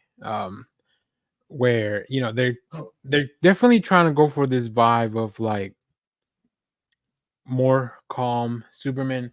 I almost wish that the picture had a calm background instead of the whatever is happening, because I think that would kind of bring in that Well, motion a little bit more. I mean, I look at it like this: like this Superman, this Frank Quietly Morrison version is just looking over the city, a watchdog, kind of, but it's like it's Superman. So watchdog, I don't think is the correct term, but I do love the idea that he's always watching over his city, like, and it's a calmer version than if Bruce Wayne is always watching over the city. Because like what would that shot be? It could be in complete contrast of what Superman's doing. He sees you when you're sleeping. He knows when you're awake. And the laser, I almost thought like this is either Eclipso or Brainiac. Oh, it definitely feels Brainiac to me. Yeah. Okay. I wasn't sure because the Eclipso vibe kind of stuck with me and I kept going, but that would be wild if they went with Eclipso instead of Brainiac. Brainiac is such a huge top tier Superman villain that to put him in the first film is amazing, because where do you go from there? I mean, you go to Darkseid, I think. As you elevate villains, I think the only way you get to Lex Luthor is if he's tied to Brainiac, and I believe that was one of the suggestions back in the day, was there was going to be a Brainiac Luthor character that was tied together. Yeah, they did that in the animated series, right? Oh, is that where? Okay, I know that they talked about doing it in a live action one, so I think it was they were going to have Kevin Spacey. And I think Brainiac was going to be, God, I want to say Willem Dafoe, but that's just dream casting, I think. Oh yeah, that would be, man. And so Willem Dafoe would have the Brainiac side, and Luthor would be like the head on his back, like a Voldemort type. Oh, so yeah, in the animated series, they kind of fuse into one being as well. Yeah. Which I really like that arc. It's really good, I think. And then from there on, yeah, from then on, like Luthor craves that power again in the cartoon. So that was really good. I'm looking to see if there's any standout memes, because the internet, it's relentless. Yeah. I also love the fact that, like, if this was taken 40 years ago, I think the shot would be Superman in a phone booth. Because that was always historically kind of where he had changed and had been shown. So now just kind of showing him at home. Is this where he lets Paul Kent die? Yeah, this is a good one. Also, a quick tangent. Did you watch? Have you seen the trailer for Twisters, the latest one? Yeah. They have a fire tornado, Clay. Yeah. It's awesome. I think I said in my reaction, they are like 2 steps away from a Sharknado. Fingers crossed, man. Let's see Finn show up in the Twisters sequel. Oh, that's so good. Let me see if I can find. That was a really good one. I saw one where they put Godzilla in there, like he was the one shooting the blast. Oh, see, that would be great. But I can't find that one. Let me see if I can find it. But yeah, that was a really fun one, because the Godzilla in the latest film, which I think it's coming out in HBO Max soon, I saw, or maybe digital. We know who Superman needs to be fighting, who the real villain is. David Zaslav. He should be on the other side of that glass. I got it. Oh, there it is. Yeah, that's great. Because the Godzilla from the latest film has a pink energy, right? So that was good. You know what? Do it. I mean, I'm enjoying that Godzilla versus Kong book. or Godzilla versus Kong versus Justice League book that's currently going on. So I'm all for it. So Yeah, I mean, with all the stuff that WB puts out films for, I mean, a mashup would be great of some of the other properties they have. we got some good questions here. Where's the snow tornado, the lightning tornado? Don't half-ass it. Third act, Leonard Kim. Or for the sequels. The sequel's gonna be in Alaska, where I don't think they've ever had a tornado ever. It's gonna be ice tornado. That's right. Yeah. That's great. All right, we got some other news. We got some Fantastic Four casting news. Ooh, yes, we do. We got what's his name? John Malkovich has been cast, but we don't know in what role. Do you have any? Herbie? You think Herbie? Oh my God! Didn't Herbie... they cast? What's the name? They cast the other guy that I feel like would be more of a Herbie voice. Which guy? Fuck. I'm trying to think. Who was it? It was just announced very recently too.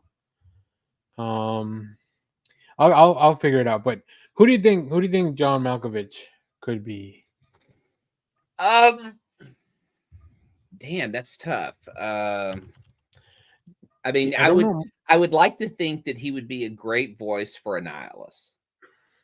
Oh, Add Jeff back. that's interesting. He was back. That's a Willie good Lumpkin. Lumpkin. We could go from Annihilus all the way down to Willie Lumpkin, where he's just the mailman for the FF. I would like to see him be the wizard. Ooh, the wizard would be really good. Do you think he could be voicing Mole Man? Oh fuck, Mole Man would be a perfect. I feel like John Malkovich has that Mole Man energy. Yeah. Danny DeVito. Danny DeVito is the Mole Man. That's the best casting. Does he do that bit in Sunny? Where he plays a Mole Man? Something similar, or maybe he's a trash man. There's one bit. Yeah, I haven't watched a lot of Sunny. I just sometimes watch clips on TikTok. Now, the other big casting news: Ralph Ineson being cast as Galactus. We have Galactus. Now, for people that don't know, Ralph Ineson was in Game of Thrones. He was also in The Witch. If you haven't seen The Witch, The Witch is so good. If you haven't seen The Witch, I highly recommend it.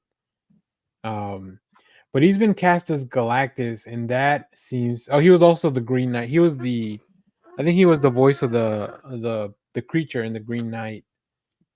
I need to watch that. Yeah, that's pretty crazy. So no cloud. We got a real person who's going to come to Earth and try to eat it. Well, we don't know that. I mean, we're going to have Galactus, and plus we also will have a dead celestial up north. We still haven't dealt with the dead celestial body that's up north. Does Galactus interact with that, or is he just like, I'm here for a snack, consume Earth? Internet rumors say that this is going to take place in a different universe. That this Fantastic Four is going to be an alternate, one of the many alternate universes that the Marvel universes, the MCU has. Yeah, that makes sense. But wait a minute. Where is the fun in just the Fantastic Four fighting Galactus? They need to. This is all hands on deck when you fight Galactus. This is Avengers Assembles. Bring the X-Men. I read that first. If you read that first Fantastic Four, they didn't need anybody to stop Galactus the first time. That's true. We just made him run. But Galactus is that villain, though. He is that villain that deserves a crowd. That's true. Yeah. I mean, and we know that we're going to have a Herald of Galactus in Silver Surfer, but is it going to be the Herald? Maybe that's who Malkovich is playing. Maybe he's Fire Lord. Maybe he's... Maybe. God, Fire Lord would be funny. I don't know. Now, I want to ask you guys, let's see if you know. Or would be great. Oh yeah. Now, Ralph Ineson has previously been in the MCU. Have you guys heard or do you guys know what movie he was on in the MCU prior to this? MCU proper, or MCU is this one of those proper, Howard? MCU Okay. proper. Because this dude This one of worked. Clay pulls out Howard the Duck. Yeah. He is an MCU character. He was in Infinity War. He was in Guardians of the Galaxy. His variant exists in a world with Leah Thompson. I'm going to say Thor: Dark World. Yeah, You that have seems any like a guesses? good guess. Like a Thor film that we haven't watched a lot of. So it was actually probably one of you guys' favorites. He was in Guardians of the Galaxy, the first Fuck! one. He's this guy Totally- right here, the He was Ravager pilot. The pilot. Oh, So- I feel dumb now. That's crazy. I mean, I only know this because I ran across it on Twitter, and I was like, "Ooh, I'm gonna bring this to the show," and ask the guys see if they know or they remember or they've heard about it too. So See, now when the Thor: Dark World Ravagers, can be British. Ravagers, when they go to fight Galactus, they'll say, "Hey, that guy looks like our pilot." But like Ralph Ineson been doing work. He's in the First Omen, that movie that just came out recently. He was in The Creator, the Garrett Edwards movie from last year. He's in The Pope's Exorcist. He voices a character in The Pope's Exorcist, maybe, and I haven't seen it, but based on the name Asmodeus, I imagine it's maybe a demon that Russell Crowe has to fight in that film. Or maybe Asmodeus is the name of Russell Crowe's moped that he rides from the Vatican all the way to wherever he goes. Put that in the sequel. Like he gets a talking moped. Yeah. That, He's in the Northman because of course he is, because everybody that worked on Game of Thrones is somehow in the Northman. He's in The Tragedy of Macbeth, the Denzel Washington Cohen. I think it's Joel Cohen that did that recently. As I mentioned, The Green Knight. He was in Gunpowder Milkshake, Clay, our not favorite movie that year. That was such a shame that it wasn't good. That could have been so good. Could have been somewhere. And so it much was better. just the action that it was dependent on just wasn't executed well. He was in Doolittle, the RDJ remake.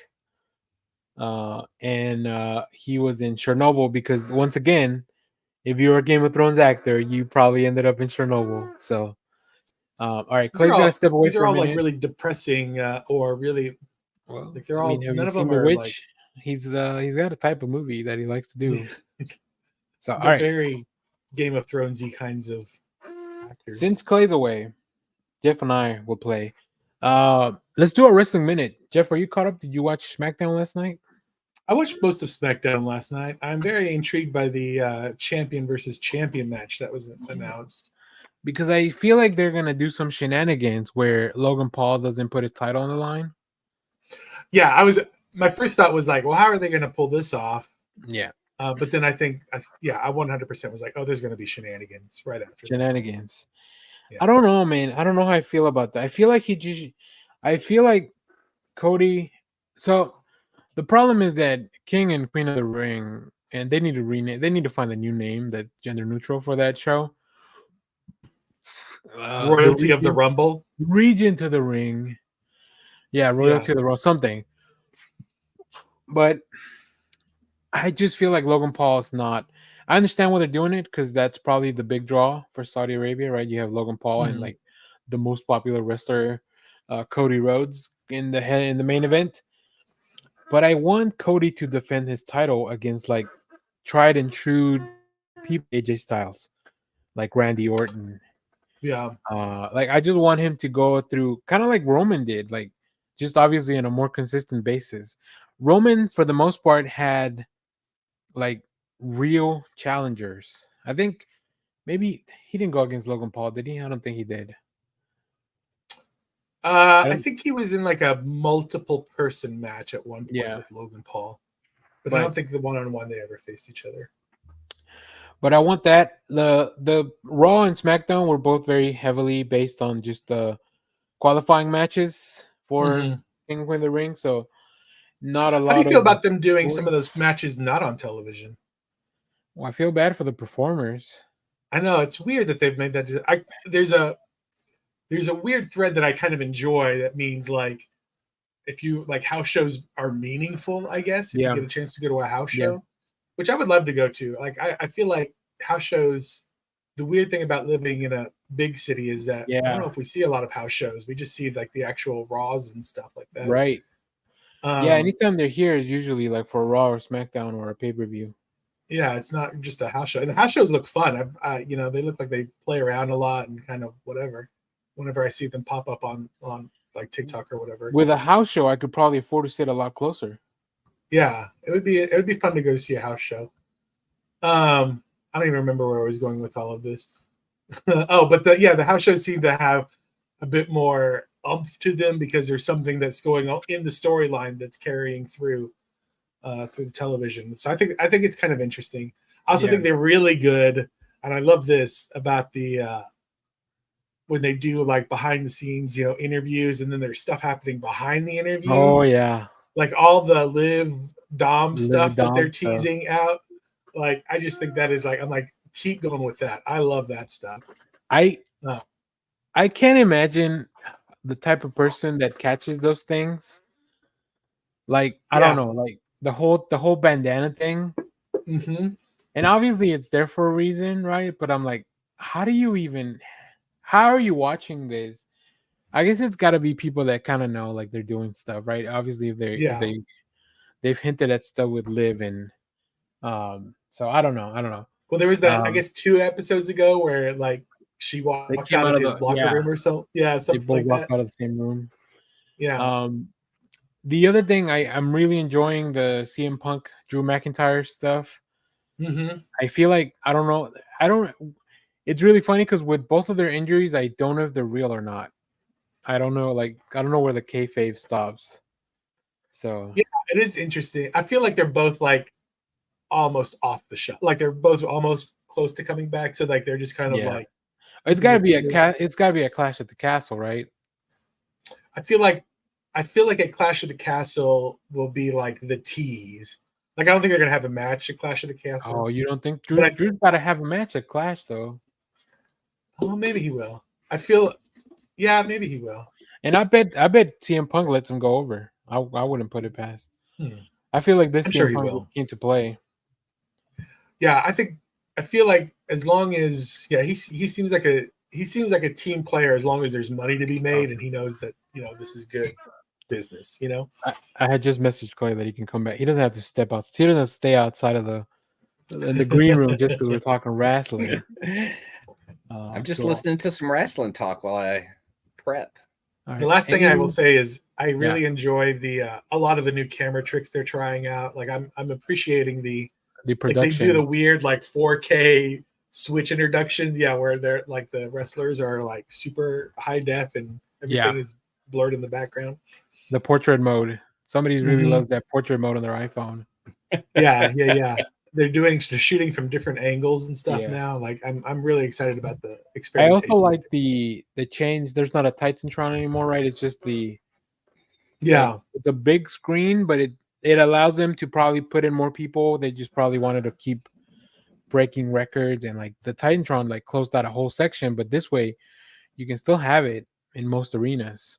And I saw that they're doing like advertisements there, which I'm not the biggest fan of, but I mean I get it. Yeah, I get what they're trying to do because they had a big thing for what's the A24 film with about the Von Erichs.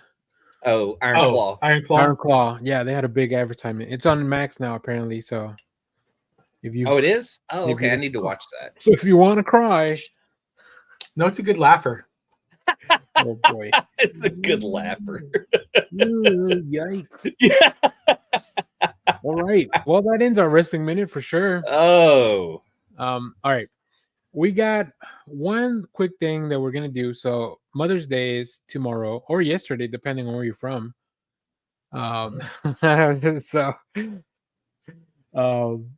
We wanted to touch. I don't even know if I told you guys to prep this, but do you guys have any moms in fiction? It doesn't even have to just be comics, just moms in fiction that you think are that you feel deserve a happy Mother's Day this weekend. Happy shout out to all moms. That's right. Shout If out you're to a mom, if you play the role of a mom, if you are somebody's mom somehow, shout out happy to Mother's Marge Day this Simpson. weekend. That's right. Mother but- Abigail from The Stand. Wait, who? Mother Abigail from The Stand. The Stephen King thing? The Stephen King thing. Mother Oh, Abigail. Happy Mother's Day to Mother Abigail. Tell me a little about Abigail, because I feel like I don't know what I haven't seen The Stand. I haven't read it, or I don't know anything about it. So tell me about Abigail. Abigail, played by Ruby Dee in the first one, Whoopi Goldberg in the second one, is the point of all goodness and puts out dreams to all the people who have survived Captain Trips to come to Colorado. And she is one of the oldest women. She's like, I believe she says, I'm over 100 and I still bake my own bread. And she takes in all the survivors and helps put them on their way. That's the biggest Mother's Day mother I could think of. Okay. The Alien Queen from Aliens later is a big time mother. Boom. There's a bunch of babies. I wanna give a quick shout out to Jessica Drew, the Spider Woman. She's mom. First of all, I hope you find your baby soon. What a Mother's Day wish. I hope you find your baby. I hope you find your baby, because as far as I know, and I haven't been reading all the Spider titles, including the Spider-Woman Gang War, but as far as I know, your baby's gone missing, and I don't know. We don't know where it is. So, Jessica Drew, I hope you find your baby. Oh. So Scarlet Witch is probably the most. She created magically. She created her children. Yeah, the most infamous mother. And then she wiped out a whole species on behalf of them. How did they come back? How did Billy and Tommy come back? Leonard Kim with the best. I was getting there. Which Martha? That's the real question. Say Martha. Happy Mother's Day, Clark. Which Martha, Leonard Kim? Shout out your favorite Martha in the chat. One of the most important mothers, Sue Storm, because her kids are really super smart. So if you don't give them a good upbringing, they could easily turn to the dark side. Oh yeah. I mean, with a dad like Reed. She's my favorite mom in comics, I think, Sue. Yeah, Sue's a badass. When she became a mom, she really became a badass character. And she's great in that Hickman Avengers run, towards the end there. Yeah, she's awesome. Yeah, she's really good in that. Big shout out to Mother, the computer from Aliens, as well. So we get the Nostromo's computer, and I think a lot of the different ships, they all have a mother station, if I'm not mistaken, in Alien. Shout out to Carrie's mom, the super religious woman that drove Carrie insane. Who Stephen King writes the best moms. Who played her in the remake? In the remake? It was he's in 30 Rock. She's from Boston with Jack Donaghy. He likes her. Oh, what's her name? Oh my god. Oh, Leonard Kim says shout out Martha Stewart, obviously. Julianne Moore? Yeah, Julianne Moore. I forget that she played her. She was the mom in the remake. She's the special lady friend in Lebowski. Oh, yes. She's the special lady friend. Shout out to who do you guys think has it easier? Oh, Velma. Wait, yeah, Wilma Flintstone. What's her name? No, Wilma Flintstone, or the Jetsons' mom, who I don't know her name. Judy. Wait, I thought Judy was the Judy's daughter. the daughter. Judy's the daughter. I mean, she might Jane, be a mom. His wife. Jane, his wife. Dun, dun, dun, dun, dun, dun, dun, dun. I was singing the song. Oh yeah, Jane. Go I think Jane has it easier because she's got a robot maid and she's in And the she future. only to put her face on, it's a physical thing. She just puts on and it's done. She has a Oh, pretty yeah. easy life in the future. Yeah. She does take the whole wallet and leaves them. My just Fred a few Flintstone's dollars. always going to the bowling alley. And... Happy Mother's Day to Jean Grey and all of her variant children. Oh yeah, We've and got Madeline variants Pryor. from Nate Gray to Cable to Rachel to TBD. Madeline Pryor too. You know, she Madeline deserves a Pryor. shout out. Happy Oh, Mother's well- Day to Carol Danvers, who's No, Yeah. veto. Avengers 200 for you Yeah, that are I'm wondering gonna, what the fuck I'm are gonna we use talking my about. veto on the show to veto that. He just beat it. Jeez, Lou. I won't go any further, but for those of you that are curious, just look it up. Avengers 200. Avengers Happy 200. Mother's Day. That's like, a Chris Claremont book too. That's fucking wild. You know, the craziest thing is that the more I remember that story, the more fucked up it gets. So there you go. Those are some of the special moms. Oh, what's the mom and mommy? End on that note. What's the mom and mommy dearest? Joan Crawford. Oh, yeah. Joan Crawford. No more wire No coat hangers. wire hangers. Oh. You motherfuckers. Oh, there you have it. I am not one of your But- fans. Shout out to all moms. They come in all shapes and sizes. Cool. All right. Well, let's. We're doing pretty good time. But I want a quick callback. Why? How come when we said John Malkovich, not one of us said he could be Doctor Doom? We feel like he could be any other character, but like Doctor Doom. I feel like we're all being a bit ageist. You know what? But it doesn't matter because we're seeing a Fantastic Four that's already established. So Doom could be. I mean, he's just going to be a guy in a mask, so it really could be his I feel voice. like he should be contemporary to like Reed. I just don't hear him as Malkovich is Dr. fucking Doom. awesome. I mean, hearing his voice as Doom would be fantastic. I just mean like they should be around the same age group. Like they were peers, right? So, yeah. What's the age? Sorry, one more shout out, Lady Jessica, the mother of the Lisan Al-Gaib. Which Dune 2 coming to Max pretty soon. I saw the commercial. They don't have a date yet. Pretty soon. Thank you, Leonard Kim. May your blade chip and shatter. Dune it to me one more time. Yeah, I don't know. I really, with John Malkovich, I want him. I feel like he's only in this for one movie. Okay. Yeah. First, let's bring this to, if we're going to be age restricted on here, Vanessa Kirby is the youngest member of the cast. She is 36 to a Pedro Pascal's 49. So there's an age difference there. That's Hollywood, baby. We can't do anything about that. So you can't have an older villain like Malkovich playing Doom. I just hear Malkovich's voice saying Doom, and it's just epic. I just don't think I could find another voice that could be as great as his. See, I don't hear that. Like I hear Malkovich and he's like, "Ooh," like he's got that. I feel like he's got a higher pitched kind of like. He's kind of a crazy fella. Like maybe that's just the roles that he's played. I'm not saying that. That's why. That's kind of why I like him for the Wizard, who is a guy pretending to be a wizard, but he's just like smart, you know. John Malkovich is the guy that made a movie that he won't even be able to see in his lifetime because it's in a time vault. Puppet master. All right, now we're talking. He has the Puppet Master look. Fuck, that's a good one. Yeah, Puppet Master. He could be Alicia Hart. What's her name? He could be Alicia Keys. Alicia Keys' dad. That's some weird casting. Yeah, Alicia Keys is great. She's got talent. I can see that.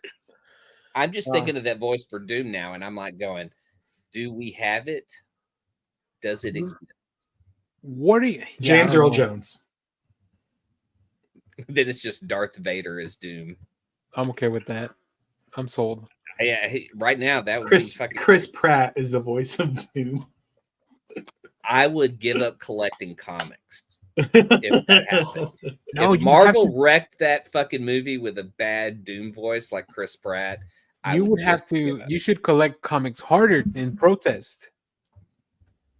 Just not Fantastic Four comics. Hey, Just not Fantastic Four. as much comics as I've bought, I still haven't gotten a great Howard the Duck or a great Fantastic Four film. I'm holding That's out. true. That's true. That's true. It's like they have good ideas, and then they remove Josh Trank from the rest of his movie. So I know, what a bummer. I still would love to see like the details that were cut out of that FF Yeah. and how it would have played out with the Mole Man. Oh, fuck, they should just take all those. These corporations are so dumb because they have all these things, right? That they could, all these alternate versions. We have the George Miller Justice League, right? We have like all these other versions of movies that never happen, and they don't adapt it into comics. Like the Alien 3 on the original script or whatever, that they finally eventually adapted it into a comic. And I think like people want, like fans of the franchise want that. Yeah, It's not I gonna would be like rather see a director's cut that was in comics that was fully drawn out for what his idea was than a hacked up movie that's just thrown out in the theaters for some quick cash grab. right. Unless you're gonna have the director come back and give him $70 million to finish out his movie. Donner did it better with the budget of nothing. There are just figures drawn in. That's crazy. I need to watch that. I still haven't seen the Donner cut. There's not enough time for all these cuts of movies. Okay. Cool. All right. Well, we're pretty much there. Anything else on these casting announcements? I think those were the two big news for the week. Yeah. I know there's other stuff. We did see all the Superman writers with James Gunn on set for the Superman, and I'm super excited about that because Jason Aaron was included in that batch. Yeah, and he's written some fucking great film-worthy shit that all we got was that Love and Thunder and just a bad representation of gore. Yeah, I haven't seen it. We need to see some nice Jason Aaron comics adapted to the screen, I think. My dream adaptation of any of his work is in Avengers Forever with Timothy Olyphant as Iron Man. Oh, I'd watch that.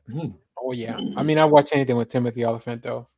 But him, Deathlock, Robbie Reyes, Ghost Rider, going through all the different Avengers timelines where Steve Rogers doesn't become Captain America, Carol doesn't become Captain Marvel, and pulling those and playing actors that almost were cast as those characters. Oh, that'd be cool. I mean, you could bring back John Krasinski, and he could be one of the Steve Rogers that's trapped in Steve Rogers jail. Or Tom Hiddleston, who also auditioned to be Thor. Oh God! Just to bring him back to play a Thor that failed. Yeah. I did see somebody tweet on X that Marvel should bring John Krasinski as one of the Captain America variants. And I just think it would be funny if they bring John Krasinski back as just any Marvel character, whatever, it doesn't matter. But just every single movie he gets killed. Like he just gets brutally killed in every single movie. He comes back as Agent. That's funny. He comes back. Randall Park played the Asian Jim on The Office. He tells Scott Lang, "Oh yeah, I've been right all along. Tom Cruise is Iron Man." I don't think we'll ever see that. I don't think we'll ever see Tom Cruise in an MCU, even as a stunt casting bit. Like an old. And I would kind of love to see his Iron Man.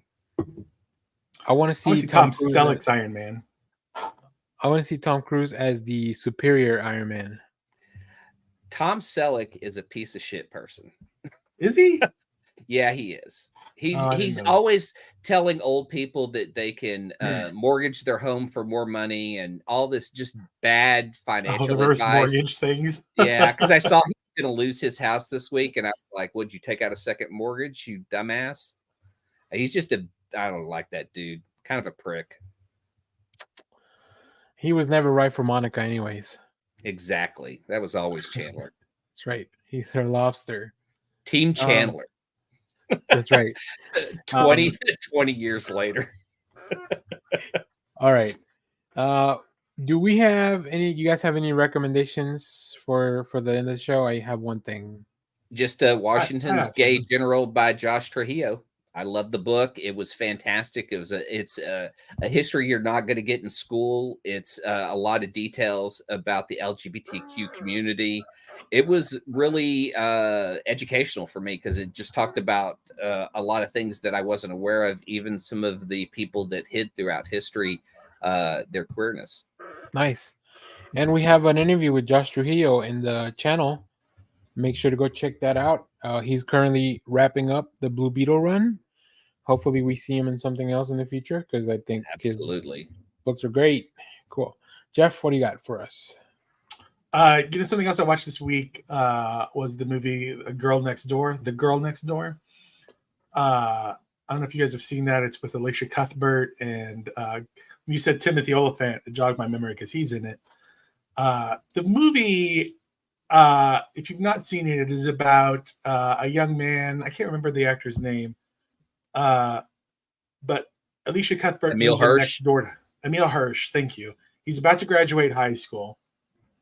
And then he lives in this nice suburban area out in California somewhere.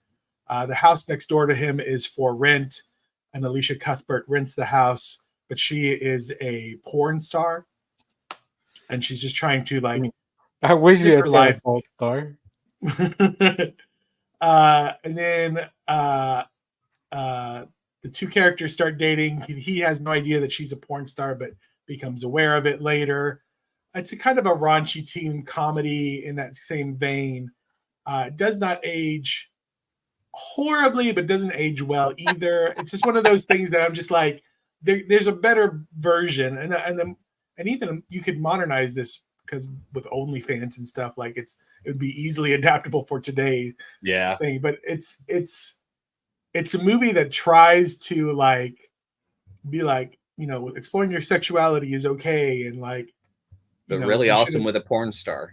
But yeah, but it's also like this bawdy teen comedy that it's kind of all over the map. But the performances I think are great. Alicia Cuthbert is super funny, and I don't think she gets a lot of credit for that. But I feel like she got married and then like just kind of took herself out of the acting, or maybe I don't know. She did that show. What was it? Happy Endings. Happy Endings is so great. And there's only 3 she's seasons. Happy Endings. She's so great. I love that too. Show. Yeah, she's like the reason of the title. Yeah, she's super funny. Timothy Oliphant's in it. And he's great in it too. I don't know. Give it a watch. Tell me what you think. And a better version. Oh. Oh boy. Leonard Kim with his fingers in the chat. Yeah, even that's read good. that. It's good wordplay. That's right. All right.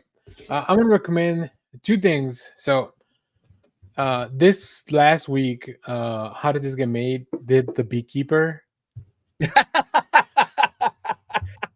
I really like that film, and I really like their episode. I mean, it's Jason Statham. That's how it got made. That's right. So yeah, make sure to go check out both the film and the episode. But the thing I just got into, and I was going to talk about it earlier, but I was like, well, let me just save it for Rex. There's a new Apple TV show called Dark Matter with Joel Edgerton and Jennifer Connelly. It's like this weird sci-fi mystery thing. I've only seen the first episode, but they released 2 episodes to start, and then they'll do weekly. But I've only seen the first episode. It's about this one guy who is abducted and then put into this place where he doesn't know like anything that's going on. I don't want to give away too much because I feel like I saw the twist coming. Like I felt the twist coming soon as they were talking about different things. But like it's got a great cast. Alice Braga's in it, Jimmy Simpson's in it, and of course, I mean Jennifer Connelly, like forever, everyone's crush forever, I think. She's awesome. So yeah, I quite enjoyed it. I'm also a big fan of Joel Edgerton. I think he just does really, really cool stuff. Yeah. So highly recommend it. Apple TV has rare misses. And also I saw a commercial for something called Sugar with Colin Farrell. He's like some kind of PI. I might check that out as well. But yeah, for sure. Dark Matter episode 1 was very interesting. Leonard Kim, let me know if you watch Dark Matter. I know you watch a lot of TV. But yeah, I think that's gonna kind of cap us off for episode for Superman Mother's Day, whatever you want to call it, spectacular. So, you guys have anything else before we get out of here? All right. Well, I don't know what we're doing. I'm next excited week. for the Twisters movie. When does that come out? Twisters, it's coming pretty soon. Oh, we just saw. Well, I guess you were away when I showed the Superman being put into the Twisters poster, huh? Oh no, I missed that. I also like that somebody like superimposed the Christopher Reeve drinking over the Superman poster when he was in from Superman. I don't know, what is that 3? Yeah, maybe we'll do closer to the movie. We'll probably do a not a. I just like all the viral marketing that they've been doing across America. I mean, we should do a Twister. We should do a Twisters rewatch too. A Twister rewatch. Oh yeah, 100%. I love that film. So it was on Simon Kinberg is an executive producer on this Sugar show, and he's the guy who has ruined 2 Dark Phoenix stories. Yeah, but I feel like at this point he just puts his name on stuff now. Like he's at that level where, you know, those people at your corporate job that don't really do anything. They just have like meetings all day. Yeah, he's just a VP of something. Yeah, he's just like a name now that talks. He's a useless, like a marketing person. Pretty useless. Whoa. Hold on a second. I didn't say that. Shout out to all my marketing peeps out there. Have you seen the movie State and Maine by David Mamet? No. It's it's a movie where they're filming a movie in a small town, and they're trying to get stuff out of this small town, and they just keep telling people, just give them producer credit. Just tell them we're going to give them producer credit, because they give people producer credits just out to get free stuff. And so I feel like that's how this producer. Yeah, because there's a lot of executive producers on this Sugar show. Yeah, they just put names on the thing. State and Maine, I will also recommend that. You guys should watch that. That's a great movie. Too late. You already said something else. I'm not putting it on the notes. It's getting I'm not putting it on the notes. I was looking for the Twisters thing. I'll just have to send it to you on Discord, Jeff. That was pretty funny. So yeah. Okay. Cool. Well, that'll do it. Yeah, read some comics. Go check out your shops. Maybe they still have some free comics from last weekend. Yep, Urban Legends did. Check them out. All right, go back over there. Leonard Kim was on the fence about Dark Matter. Hopefully, I convinced you. Yeah, check it out. Sugar is decent. That's interesting. Pretty okay. All right. Yeah, I think I'll check it out. I like Colin Farrell, and I'm pretty hyped for the Penguin show. So, that looks great. All right. Well, that'll do it for us. Thanks, everyone. Hopefully, we'll have the full gang next week. Yeah. Not sure what we're going to talk about, but we'll figure something out. Comics. Take care, everyone. See ya. The most important thing in life will always be El Bebo. Simon Center, get the fuck out.